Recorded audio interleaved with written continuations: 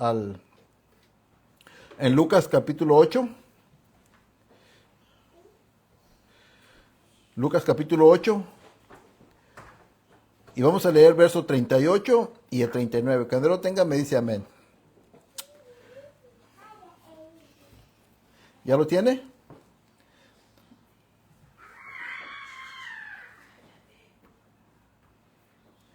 Bueno, dice así, dice Lucas 8:38, dice: y el hombre de quien habían salido los demonios le rogaba que le dejase estar con él. Pero Jesús le despidió diciendo: vuélvete a tu casa y cuenta cuán grandes cosas ha hecho Dios contigo. Y él se fue y publicando por toda la ciudad cuán grandes cosas había hecho Jesús con él. Entonces, hemos estado viendo este pasaje ya de este personaje del Gadareno, cómo había sido liberado. Estuvimos viendo que cuando el Señor Jesús llega a la ciudad de Gadara o a esta región de Gadara, dice la Biblia que el endemoniado salió al encuentro y dice que gritando, exclamando, él decía: ¿qué tienes conmigo, Jesús, Hijo del Dios Altísimo?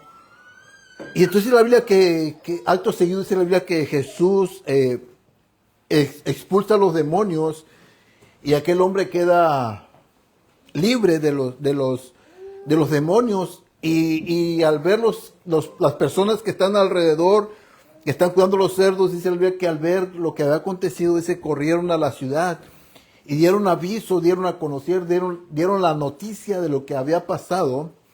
Entonces las gentes llegan a aquel lugar, dice la Biblia que lo encuentran a los pies de Jesús, cabal y en su juicio.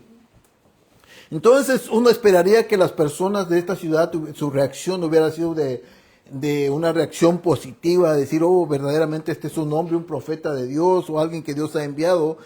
Pero más sin embargo dice que no, que se llenaron de temor y le pidieron que se fuera de aquella región, ¿verdad? Eso lo vimos también. Y la vez pasada veíamos de discípulo a endemoniado, ¿verdad? Que ahora esta persona que por mucho tiempo había sido endemoniado, ahora está a los pies de Jesús, ahora se convierte en un discípulo del Señor Jesús. Y veíamos cuáles eran las marcas distintivas de una persona que ha sido liberada, que ha sido transformada en su corazón. Porque muchas veces nosotros decimos ser cristianos, pero cuando decimos que somos cristianos, algo nos tiene que distinguir.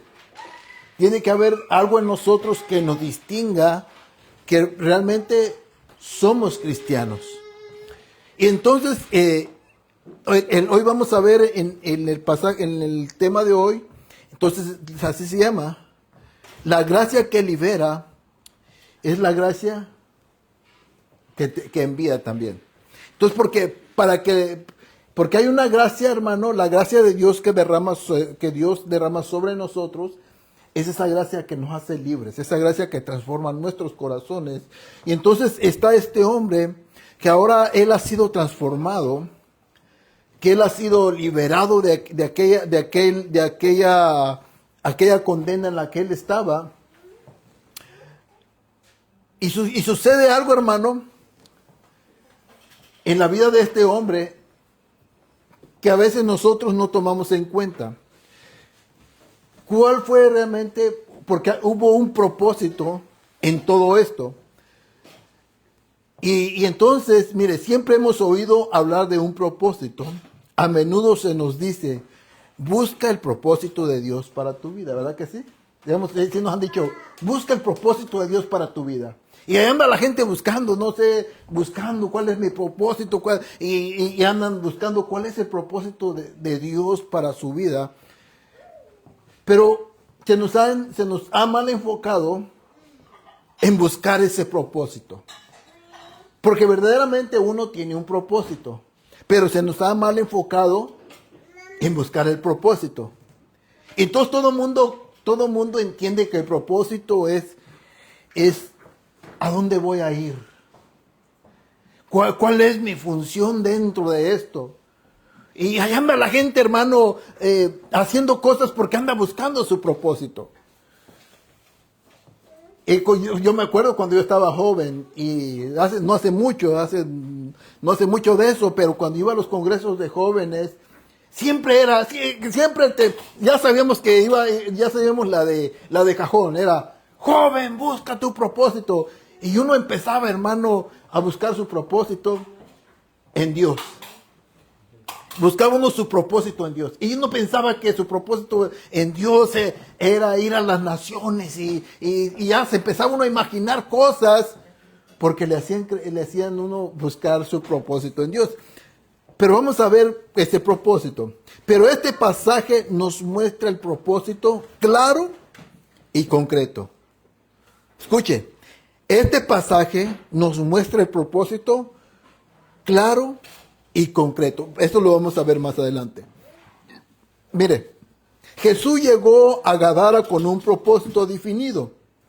No fue al azar, fue a rescatar a un hombre. Entonces, el propósito del Señor Jesús al llegar a la ciudad de Gadara, su propósito era liberar a este hombre que estaba poseído por los demonios. Este fue el propósito. El Señor Jesús llegó, liberó al endemoniado y se fue de aquel lugar. Ese fue el propósito. No fue al azar. Fue a rescatar a un hombre. Fue a rescatar a un hombre, a sacarlo de las tinieblas, trasladarlo a su luz admirable, a restaurar lo que el pecado y los demonios habían destruido en la vida de este hombre. Otra vez, a sacarlo de las tinieblas y trasladarlo a su luz admirable. A restaurar lo que el pecado y los demonios habían destruido en la vida de este hombre. Este hombre, hermano, por mucho tiempo había estado poseído por demonios. Dice la Biblia que se hacía daño, que lo llevaba a los desiertos, que vivía entre los sepulcros. Esta era el diario vivir de este hombre. Y como ya hemos dicho, no sabemos, la Biblia no dice cuánto tiempo estaba poseído este hombre por demonios. No era el mío, ¿verdad? ¿Sí? Déjame pongo modo avión mejor para que no entre. Entonces no saben por cuánto tiempo este hombre haya estado en esa condición. Pero lo que sí sabemos es que el enemigo, los demonios estaban destruyendo su vida. Y para esto apareció Jesús en aquel lugar para destruir la obra del diablo en la vida del gadareno. Y entonces tenemos esta cita. Como dice el Salmo 40, 42 y 3. Dios levanta al hombre del pozo de la desesperación, afirma y afirma sus pasos. Entonces, hermano, imagínese en la condición que este hombre está. Sumido en una condición, hermano, despreciado por la sociedad, porque la sociedad no lo quería. Porque era un hombre violento. Dice la Biblia que era un hombre violento. Entonces este hombre está despreciado por la sociedad. Está en una condición, hermano, en una condición sin esperanza, como veíamos el otro día. Alejado de los pactos, sin esperanza, sin fe y en el mundo. Y así está este hombre. Y entonces llega el Señor Jesús a esa región. Hermano, y agarra vamos a usar esta expresión, agarra aquel vaso y lo empieza a limpiar. Lo empieza a limpiar y empieza a restaurar su vida. Y dice la Biblia que, mire,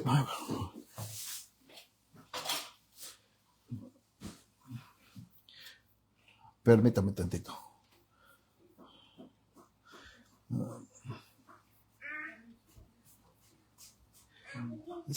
Salmo 42, a ver, ¿alguien me lo tiene por ahí?